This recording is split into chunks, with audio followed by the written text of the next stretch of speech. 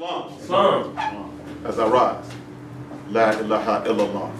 There is no person, deity, or thing worthy of worship save Allah. He is the author, the creator, the governor of the world, almighty, eternal, and incomprehensible. All praise is due to Allah. The highest of honors to his prophet, Prophet Noble Drew Ali.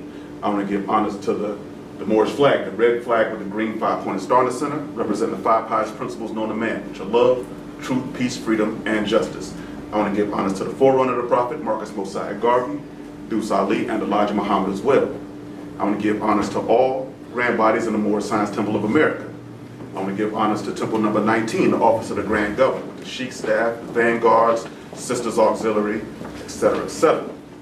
I want to give a special honors to my brothers at Ali's men, but especially right now, it's to the Ills and Bays. Islam? Islam.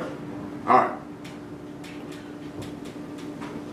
As we travel, as Moorish Americans, one thing that we're going to hear, and we're going to hear constantly, is that someone says, you know, you're a Moor, say yes. You say, they say what next? Which is prove it. You always have to be in a position where you're always proving who you are. Be it as quick and easy as an answer, or be it as super deep as an answer. We always have to be ready to give charge and give an answer. However, what other nationality out there has to answer a question that proves who they are? What's the last time you asked a Chinese to prove that he's a Chinese? Or Japanese, or an Italian, or XYZ? Why is it that we're constantly in the mode of proving over and over again, and everyone else is just because I say so, pretty much, right? Right. All right. Well, since we are so adept at defining what a Moorish American is, or what an Asiatic is, or what a Muslim is, we're not going to ask those questions. One thing about defining is a thing is defined by its opposite. So the question is what is a European? Or what is a Caucasian? Right? We accept those things for fact. Let's get into it a little bit. You know, as a question,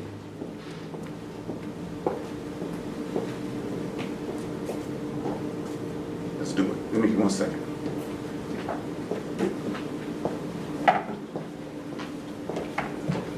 All right. Question is, and I'll ask this out loud, is what is Europe?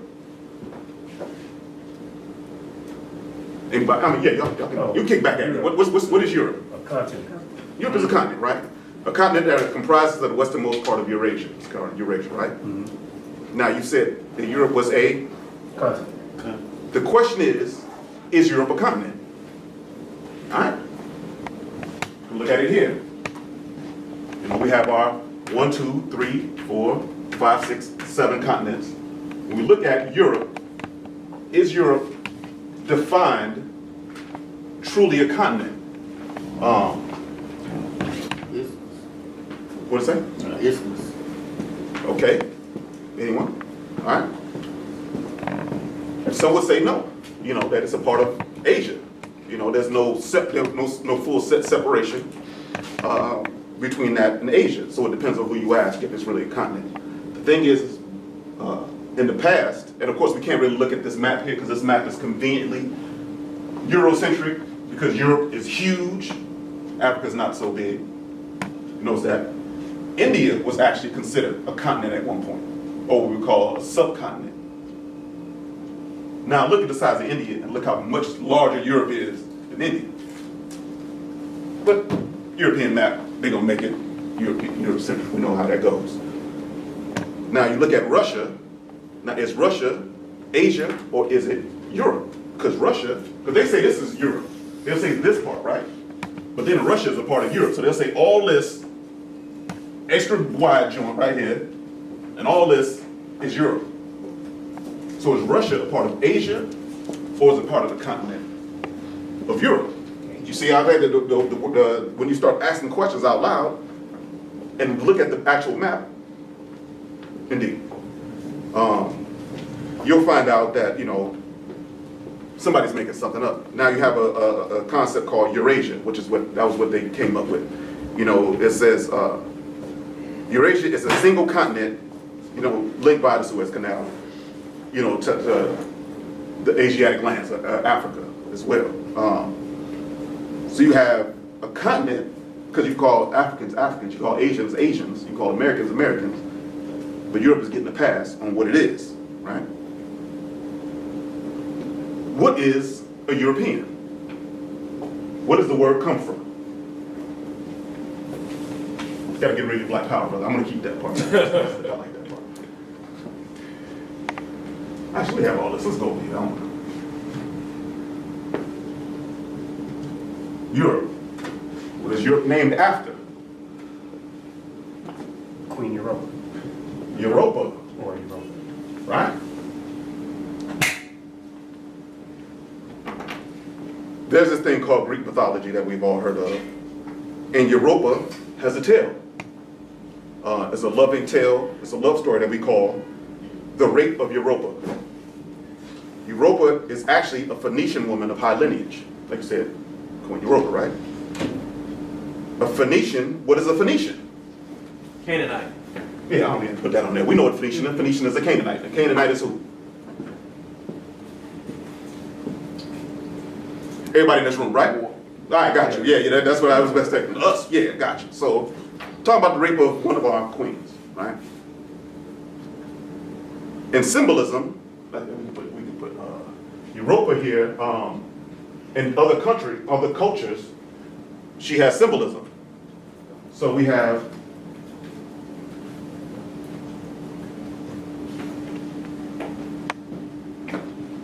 Het Heru. We have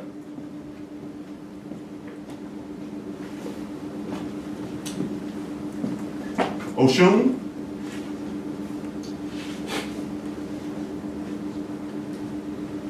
Next side, we have, in this Kush, we have Kamat Mika.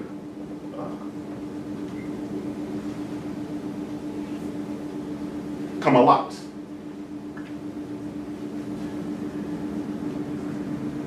Mika. Now, Het she represents sociability, affectionate, pleasure, loving, quiet, harmonious, joyful, engaging, sweet, flexible, sympathetic, graceful, mirthful, shameless, lascivious, idle, wasteful. Basically, it's all about imagination and pleasure and enjoyment, right? This is what the netter represents. Oshun, the ephah, is river and fresh water, luxury and pleasure, sexuality and fertility, beauty and love. You see the same things. What Hana'il is another one.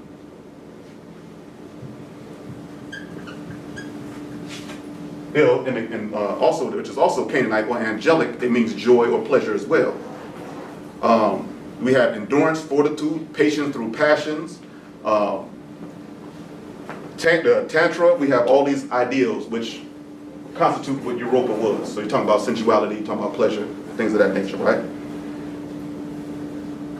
In the story, the god Zeus changes into, he sees her in Canaan, and he transforms into a bull. And he mixes with her father's herds. Europa is out mixing flowers, loving life, doing what she does, being all pleasureful and all that stuff, right? She sees this bull, caresses his back, and decides to jump on. Now, Zeus, the bull, runs in the sea and swims from Canaan to Crete. All right? You look at the map here, you see that Canaan is here. Crete is all the way here in the Mediterranean. All right? So this bull with the empress on his back swam all the way through the middle of the Mediterranean. And he abducted her. And when he did this, the deep part about it is that when he mixed in with the bulls, he mixed in as a white bull, quote unquote. They made sure that he wrote that he was a white bull in contrast to the black bull who would represent what? Bow. Bow. Yeah, but specifically, what God represents? Oh, ill. Yeah, exactly. So the ill is the black bull. Zeus turned into the white bull, abducted the sister, swam all the way out to the middle of the Mediterranean as a bull with a sister on his back. Now, and they are known as, and they've taken the name as Europeans. That's one of their, obviously, one of the histories. The other is, you know, the brothers who were raised by a wolf and all the rest of this stuff. And we're not gonna get into all of that stuff. So you have a man who gets an identity from another man through the rape of that other man's woman, right? So Europe is not named after itself, it's named after us, all right? Islam. Now we have the word Caucasian, another lovely word.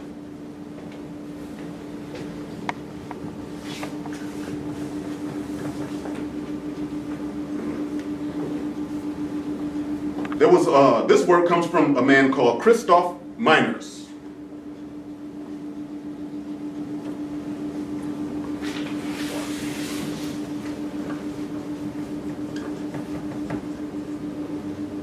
Christoph Meiners is a German philosopher, and he wrote a book called The Outline of the History of Mankind in 1785.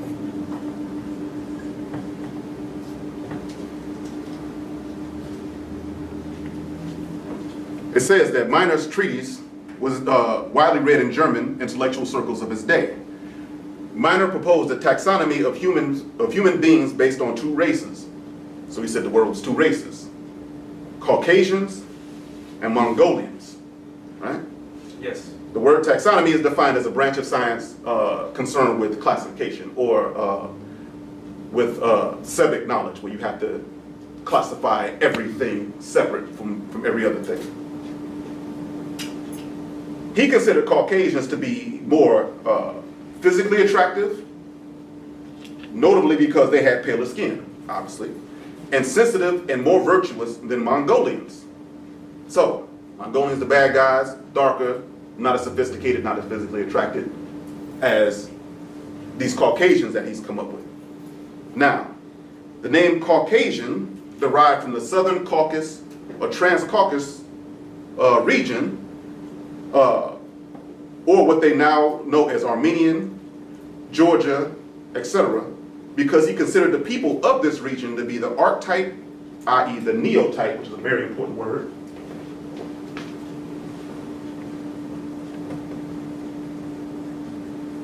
the neotype of the grouping. Now, why do you use this word specifically, neotype? Neotype is defined as a specimen later selected to serve as a single type specimen in which an original holotype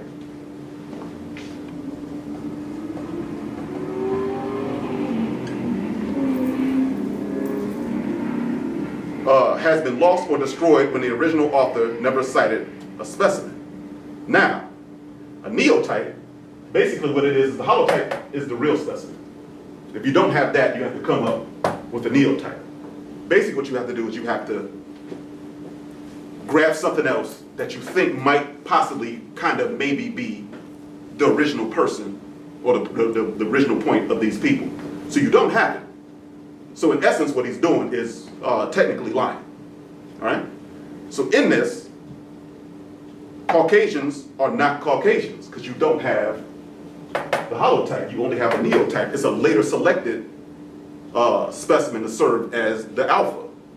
So he basically went and said, I like the way these people in this region look. I think they're the prettiest people. Those are where the Caucasians start. All right? Islam. Now, he even had racism Meiners even had racism within his own quote-unquote race. He boasts about the superiority of Germans among Europeans and described non-German Europeans as quote-unquote dirty whites. Right? So, the idea of Caucasians being a thing started in really 1785. Now, I have another theory on why he would pick the Caucasus region to be the alpha point for his theory on where these people started from. Now, if you go into the Bible, My man talked about the Ark of the Covenant. The Ark of the Covenant, right? No, it wasn't the Ark of the Covenant. It was Noah's Ark. Noah's Ark, yes. Where did Noah's Ark end up at? Mount Ararat, right? Yes. Where's Mount Ararat located at? Canaan. In the Caucasus Mountains. Okay. Basically, what he's trying to do is stick himself and stick his story in the biblical story to make himself basically oldest people out there. He's basically trying to, all right, well look, if I gotta pick, I'm gonna pick somewhere closest to the area where Noah's Ark is, because remember, from Noah's Ark started, was it Japheth and all the rest of them cats, right? So, and of course that story is, but to put yourself closer to the starting point of those people, would be a smart thing, because according to the story, there's only 3 people, or 6 people left, right? Yes. Them 3 and their wives, and that was it. So that's why you stick yourself in that area. And that's why he stuck himself right on top of the Caucasus region. Boom, boom, boom. It's the same thing over and over again. All right, we have another name. And I've said this one before a few times.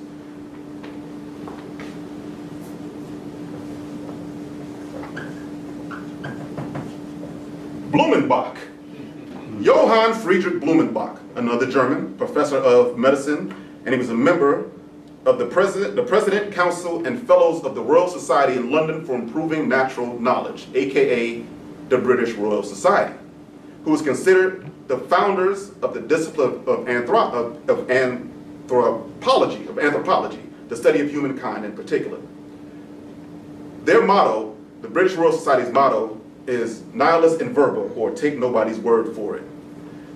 The natural variety of mankind, this publication, Blumenbach expanded on Miner's popular idea and defined 5 human races based on color. He established that the Caucasians were the white race, the Mongolians as the yellow race, the Malayans as the brown race, the Ethiopians are the black race, and Americans are the red race. So, basically what it comes down to, if you consider yourself a black person, then Blumenbach is your father, because he's the one that came out with this idea. Mm-hmm. All right? And it's also amazing how they set themselves up to always be the better of everything and everything they do. Why? Because they're right in the tail. We have to ask ourselves, what man goes to another man for his history? That's right. And his identity. So as long as we're going to the European for his identity, an identity he doesn't really even have. The identity that started actually in 1785.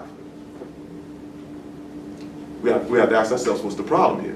The prophet never called a European a Caucasian. That's right. Have you noticed that? In none of his writings has he ever called him anything except for European, right? That goes back and forth also with the power to define. You define him based on yourself. You don't let him define him based on himself. And he always has to come home to find his identity. Right. So now when you ask, well, who has the power then? Because before, in this paradigm now, we're going to him to find our identity. And he's telling us that, we're African American, or maybe you're black, or maybe you're, and all these other terms. But nah, in reality, he has to come to us, not only in land, but in name as well, and come to our ancestors to get his identity. So now I ask you, who has the power, who doesn't? Right.